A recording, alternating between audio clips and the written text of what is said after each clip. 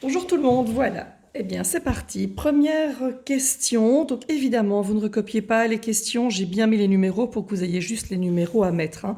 Donc, petit 1A, constante, affine ou linéaire. Et donc, petit 1, affine, constante, affine ou linéaire. Petit 2, même chose. Petit 3, sur base du dessin, même chose. Petit 4, sur base de l'histoire, le tarif de ma salle de sport d'abonnement illimité de 175 € par an. Et petit 5, le prix d'une glace en fonction du nombre de boules. Donc chaque fois, l'un ou l'autre ou le troisième. Petit b, même chose, mais croissante ou décroissante. Première, deuxième expression analytique et un dessin. Troisième, observe et complète.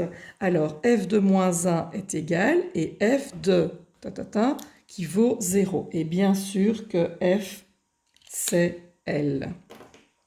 Même chose, vous complétez le tableau en étant attentif aux chiffres du dessus. N'hésitez pas à mettre des flèches et tout si vous voulez, hein. Ici, ce n'est pas demandé, mais n'hésitez pas. Exercice 3, vous tracez un repère cartésien et vous allez tracer 3 fonctions, 3 graphiques de fonctions. La fonction f, la fonction g et la fonction h. La fonction f, vous avez un tableau et la fonction g et h, vous avez l'expression analytique.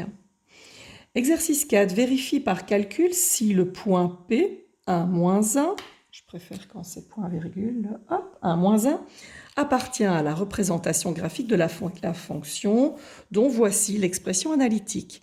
f de x égale x moins 5. Donc vous mettez juste petit 4, votre calcul, et oui, il appartient ou non, il n'appartient pas. Exercice 5, petit 1, 2 et 3, uniquement déterminer m égale p égale. On regarde le dessin en fonction de la représentation graphique de la fonction. Est-ce que m est égal à et p est égal à? Même chose pour le 2, même chose pour le 3. Exercice 6, vous observez et vous donnez l'expression analytique de ces deux fonctions. Donc là, vous avez f ici et vous avez g qui est là. Vous allez donc écrire l'expression analytique, genre par exemple f de x égale moins 4x plus 2, g de x égale 2 cinquièmes de x moins 3.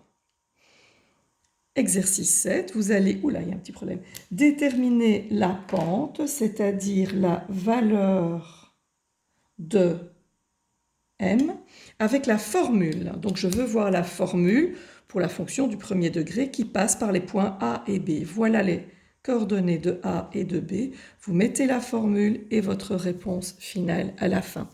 Voilà, je vais donc mettre ça sur YouTube. Vous allez avoir le lien.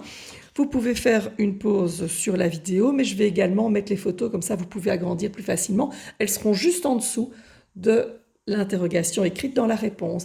Voilà, bon courage, n'oubliez pas, 14 h, ça se termine, donc de rendre ça absolument avant. Voilà, bonne journée.